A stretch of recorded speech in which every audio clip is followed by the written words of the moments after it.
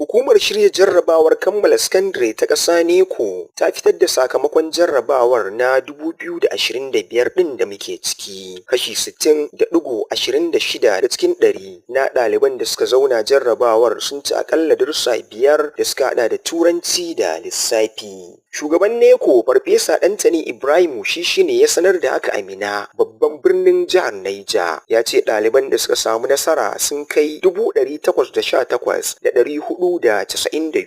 Ya ƙara da cewa idan aka cire darussan Turanci da lissafi, adadin ɗaliban da suka ci aƙalla darussa 5 ya kai miliyan 1,144,496, wanda ya kai kashi 84.26 a cikin ɗari. A cewarsa, ɗalibai miliyan 1,367,210 ne suka yi rijistar jarrabawar, inda maza suka kai 685,514, mata kuma suka kai 681,696. Daga cikinsu, ɗalibai miliyan 1,358,339 ne suka rubuta jarrabawar, waɗanda suka haɗa da maza 680,292 da kuma mata 678,047. Gwamnatin tarayya ta dawo da karatun tarihin Najeriya a makarantu, inda ta ce ya zama wajibi a cikin manhajar ilimi ta ƙasa. Ministan Ilimi Dr. Tunji Alausa tare da ƙaramar ministan Ilimi Farfesa Suwaiba Sa'id Ahmad,